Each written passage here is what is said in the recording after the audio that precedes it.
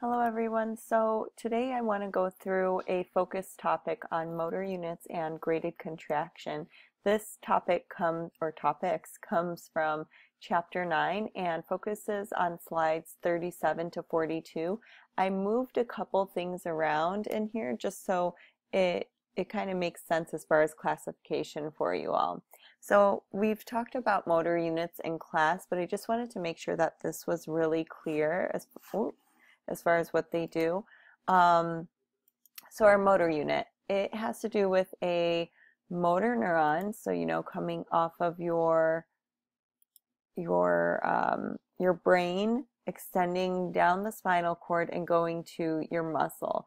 And then that motor neuron is making a connection to muscle fibers. And this can range between 4 or hundreds of muscle fibers, depending on what the muscle is, what it's supposed to be doing.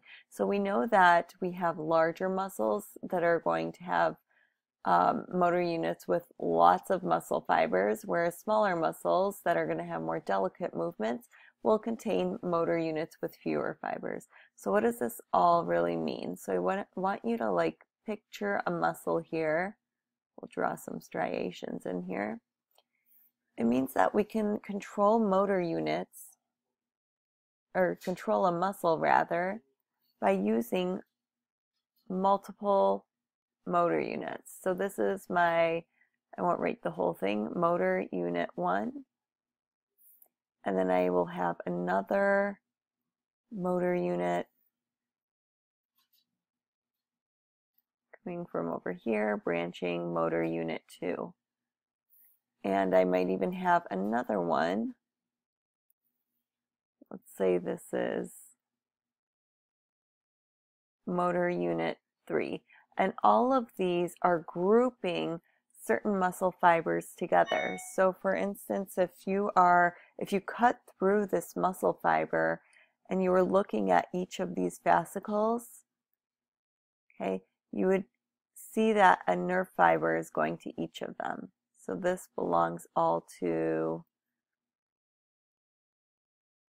muscle unit number 3. And we would have some other muscles interspersed in here, right? Because we got to make this a whole muscle. So this would be, whoops, I drew this kind of odd. Muscle unit 1. I'm going to actually extend this back to show you something too. And then lastly, we had muscle unit 2 that we didn't draw in. So you can kind of see muscle unit 2 kind of fills in the rest of the muscle. So we see that there is there's full control of these muscles here. Okay, so the reason I kind of drew these tails back is because what I want you to understand is all of those nerves that we're learning in chapter 10. Let's see, let's just use black.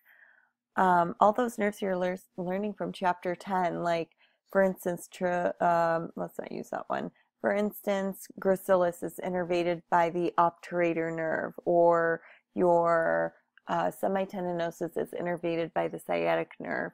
So these motor units all live within those nerves. So here's one nerve. All of these axons moving on back are bundled together and will create, let's say, this is my radial nerve. And we know radial nerve will supply all of the posterior arm and forearm. So let's say this is one of the heads of the triceps, and what motor units are going to help us do is make sure that this muscle doesn't fatigue, or we can stimulate all of these motor units and get this muscle to completely contract all at once for, let's say, a power weightlifting exercise. Okay. All right. So next we're going to move into stimulus strength and motor unit response. So a lot of people will get a little confused with this all or none law or principle. So all or none, it has to do with nerves and also muscles. So when we say all or none, referring to an action potential, let's say, it means as long as we hit this threshold, and remember that's going to be really discussing voltage. So let's say our threshold stimulus is at negative 55 millivolts. And down here is where we're normally at, which would be like negative 70 millivolts. This is our resting membrane potential, right?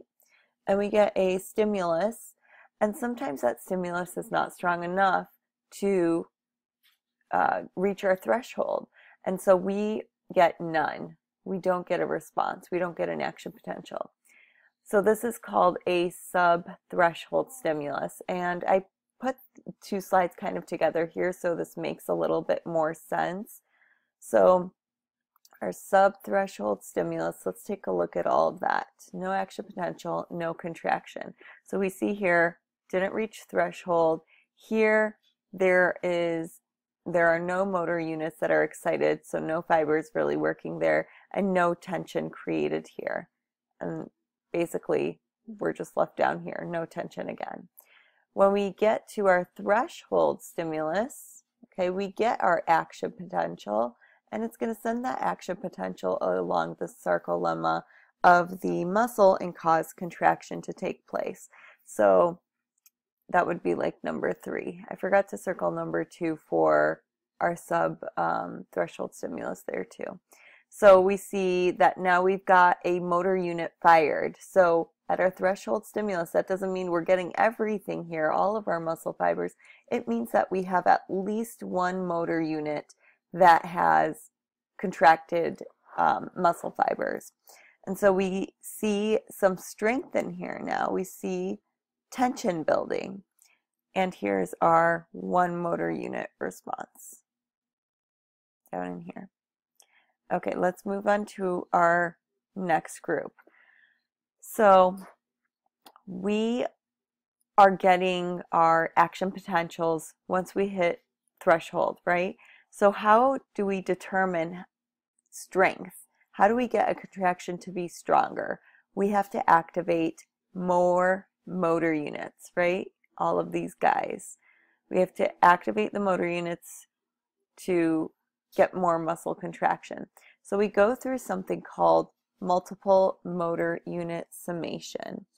And I forgot to kind of touch on something in the previous slide. So I left this blank spot here too, because I want to kind of have this make sense for you. So as far as motor units. So if this is my force of the muscle contracting, and this is time, and we drew out those motor units before, but they disappeared. So anyway, if we use, let's say, motor unit, I don't remember what pink was, motor unit 3 maybe? If you use motor unit 3, we generate this type of force. If we generate or get another motor unit to contract, we get motor unit 2. Maybe it's controlling more muscle fibers there with that motor unit. But if we use both of these in conjunction, let me use a color we didn't use here. We'll use gray. Okay, we are going to be able to maximize force here. So we've activated motor unit 2 here and motor unit 3 together. So we get more force within the muscle. Okay, so let's go back here. So when we get to our multiple motor unit summation, that's kind of what's going on. We're recruiting more motor units in order to get greater strength, greater tension or force within the muscle. Okay, so let's look at these 3 different types. We have our submaximal stimuli. Okay, submaximal stimuli. And basically we are just adding more and more motor units here. So as we recruit more motor units, we get more tension built up within the muscle. Now it isn't until we reach our maximal stimulus that we get that maximal tension. we cannot recruit any more motor units. This means all of our motor units are working. Those muscle fibers are all stimulated and contracting. Whereas our supramaximal stimulus, even though we are getting more stimuli to pick up and use more motor units, we only have the motor units that we're going to have. We can't magically create more motor units. And so we keep this peak tension within our muscle here for our supramaximal stimuli. Okay. All right. So our strength within our muscle can be achieved in two different ways, and that's through summation and recruitment. And what we call this strength of contraction is a graded contraction, meaning it's ranging from weak to strong contraction, and it really just depends on the stimulus. If we get enough frequency of our action potentials, that means that we are going to want to recruit more motor units to get an increase in strength of the muscle. So compare this to lifting light loads to lifting heavier loads. So it's when you go to, I don't know, you find a little bunny. I'm remembering the rabies presentation in micro. You find that cute little bunny and you want to pet it, let's say, right? So you want to use more of weak stimuli so that you don't crush that bunny by recruiting more motor units and having more tension building within your muscle and creating a strong contraction within your muscle, if that makes sense. So let's talk more about the difference between summation and recruitment. What does that really mean? So with our summation, and we're going to talk about this a little bit more on the next slide, but summation is going to include, I want you to really understand what terms belong under which thing. So we're going to talk about trebay in a moment. And what this really is, well, actually, sorry, before we talk about trebay, let's talk about what summation is. So summation is going to be when we increase the force of contraction of muscle fibers. I'm going to put F for force of contraction of muscle fibers. So what that means is, remember your sarcomeres that kind of repeat over and over again, and how when they contract, they are going to shorten. So we are increasing this force, so it kind of means that they're just going to become even more shortened, okay? And we can increase this when our APs, action potentials, are arriving more frequently here. So an example of this is trebay. And trebay is going to be when we get rapid stimulation so that we get a greater force as time goes on. And it's kind of working off of the last contraction. If this doesn't make sense yet, don't worry, we're going to talk about it again soon.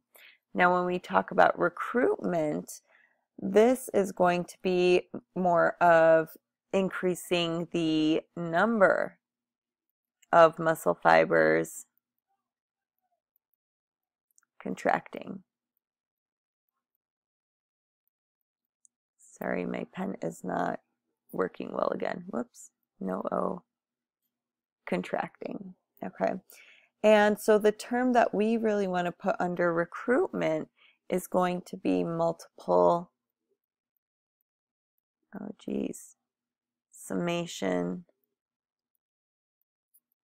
multiple motor unit summation.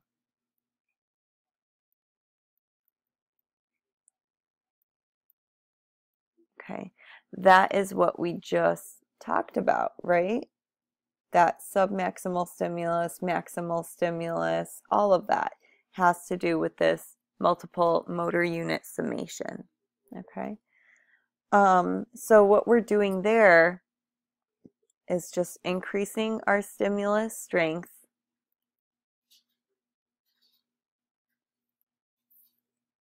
and in turn increase our number of contracting motor units.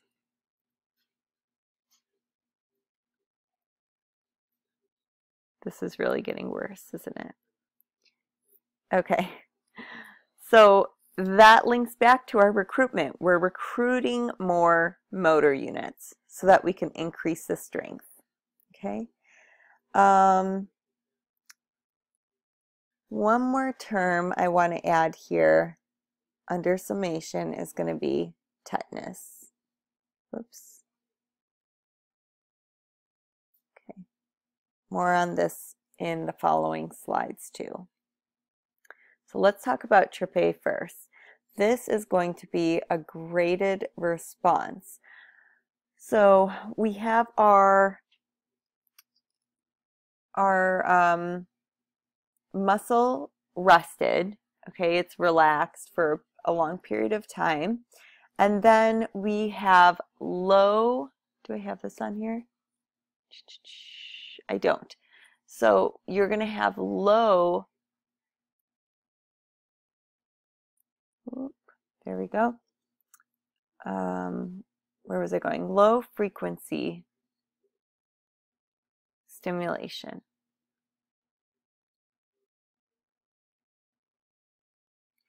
And so what this results in, if we have this low frequency stimulation, it kind of allows for the next one, the next stimulation that we have. So this is stimulation 1, let's say, or muscle twitch 1, muscle twitch 2, 3rd, 4th, and so on, right?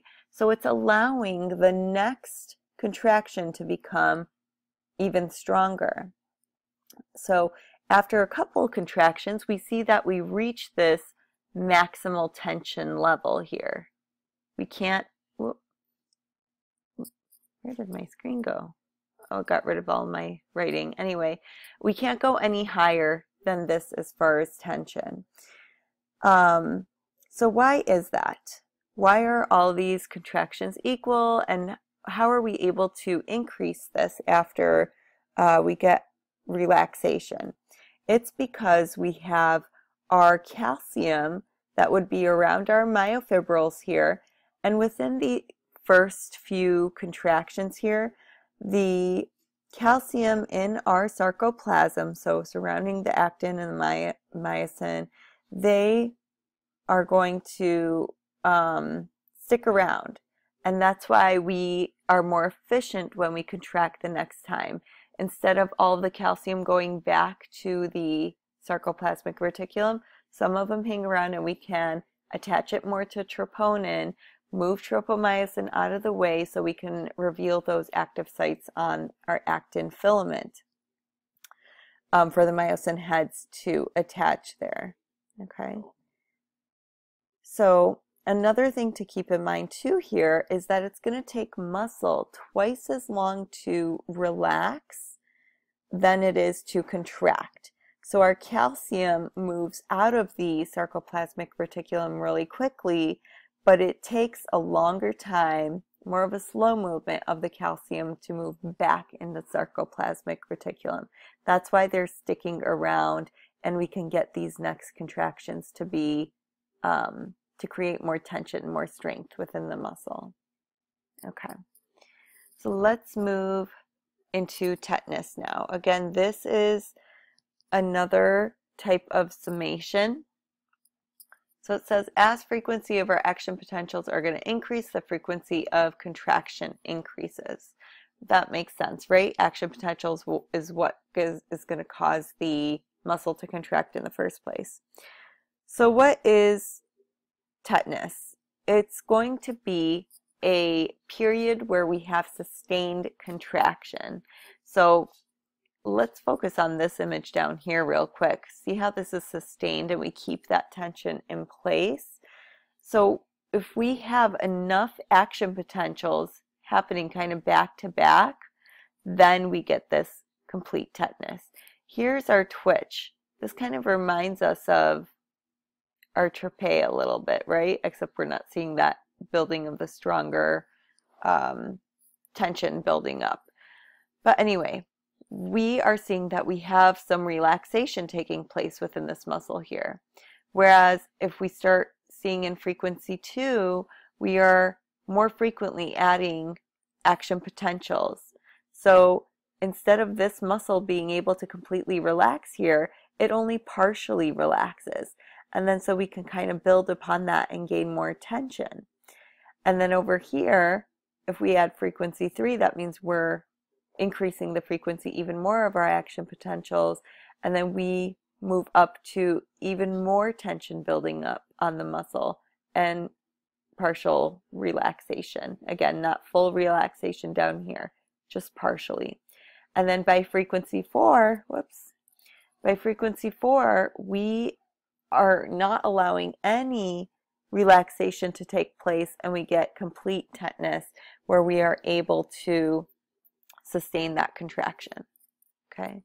Oh, and so we call this multiple wave summation.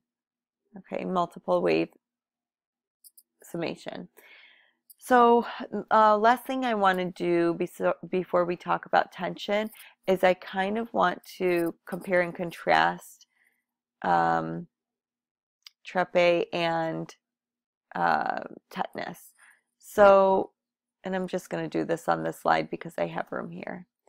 So we know that both of these are summation, types of summation. So with trebay, we have our stimulus is at its max level. Stimulus at max. So what that means is all of our motor units are activated, stimulated. Whereas our tetanus, our stimulus is just at threshold.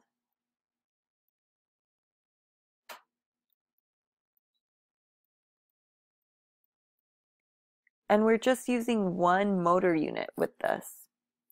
The other difference we're going to see is with trebay, we have low frequency of the action potentials. And with tetanus, we're going to have increased frequency of our action potentials. And last thing is we have, in trebay, we have increased sarcoplasmic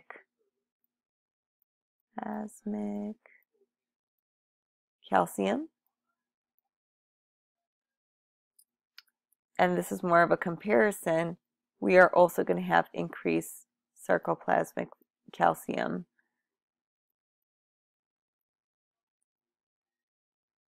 in our tetanus as well.